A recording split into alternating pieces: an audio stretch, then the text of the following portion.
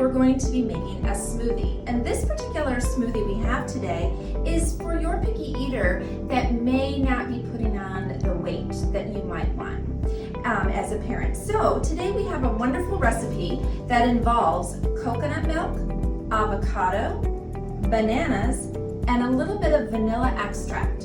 We also have some fruit and some alternatives that you can add some additional flavors to your recipe in making your smoothie. So as we go through this, we're going to talk about some ways that you can, one, involve your picky eater, and some techniques here that will incorporate from an OT perspective, an occupational therapist, and this is Alyssa by trade. She is an occupational therapist, so she'll share some wonderful techniques with us today as we prepare this. I'm going to first prepare our coconut milk, and I'm a speech pathologist, and so what I like to do when I'm cooking with my little ones, and Alyssa, you have little ones, don't you? I do. I have a 2.5-year-old and a 1-year-old, both little girls at home. Wonderful. So Alyssa will come to us with some great experience dealing with her little ones in the kitchen. Involving your picky eater in helping in the kitchen and making any of the recipes that you're making or that we're sharing on our websites this month of March really helps them become engaged. They become more interested in the foods. They become more intrigued to try them. We tap into their senses. And Alyssa, can you describe to us a little bit more what kinds of things would we be looking at from a sensory perspective with our picky eater? Definitely, so some things to consider here with your little ones.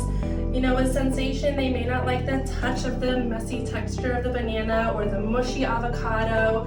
So some different things that you can do to help involve your kiddo, but respect those tactile sensitivities is having them use utensils. If they can use a fork and a knife, they can work on their self-care skills or ADLs by cutting, for self-feeding, as well as avoiding those textures that they just don't like. So you can have them use the fork and knife, cut it up, and even practice getting it on their fork and then pushing it into the blender. Great way to involve your little ones in a meal that hopefully they'll enjoy drinking as well. Wonderful. And I'm going to be scooping some of the avocado that I just scooped from that shell. And the other piece that I tend to like with my feeders that I will work with in our sessions is the smell. So some of these fresh fruits and vegetables that we have will have that nice refreshing smell. Now, if you add any other flavoring to these mixtures, you can add cocoa powder, you could even add cinnamon, you could add some nutmeg, different kinds of flavorings that will spark that sensory system and allow them to use their smell, the olfactory system to really get that alerted. And with that, then we're gonna add then the teaspoon of the vanilla extract. Now the other piece, you could add almond extract, lemon extract. There's again, going back to the flavoring, trying different flavors help that picky eater become accustomed to new things at the same time. And what a great way into a smoothie and a blender that you can incorporate that. That's also a great way for them to explore different smells by smelling the different extracts and choosing which one they want to put in their smoothie. Gives them a little bit of sense of control too, which really helps when they have these picky eating situations. Great point, Alyssa, that's wonderful. Well, what we're gonna do next is now we're going to blend. And now with our picky eaters, some of them are a little more sensitive to noise. So we do need to understand that.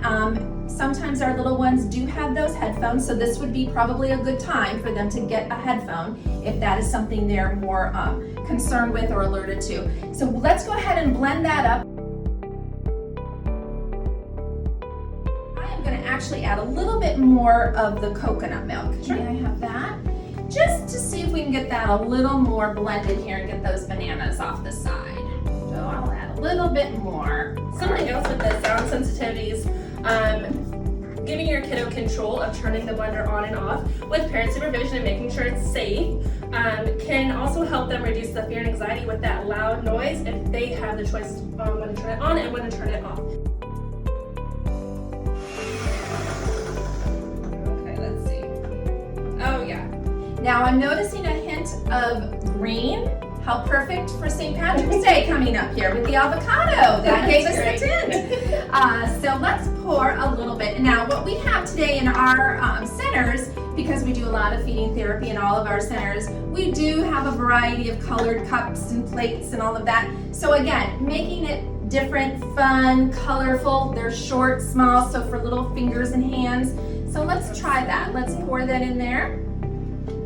And using language, pouring, scooping, drinking, clumps. Clumps. Hey, y'all have it. We can add a different straw. Would you like to do the honors? I would love it. And I'll pour a little for myself so that you can get a two-person trial. That's very good. Now we don't have any little ones with us today, and I'm sure many of you are wondering, well, what are the other children thinking of how this tastes?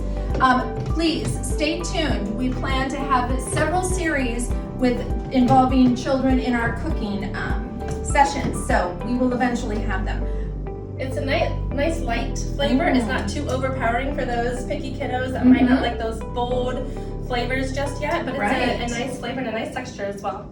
And I'm going to share something too that was delicious, and I'm going to pour it into a bowl. So if you have your picky eater who maybe doesn't want to drink from the straw yet, isn't quite able to do that, pour it in a bowl.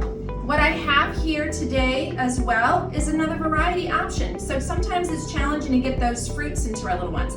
We have bananas, we have avocado.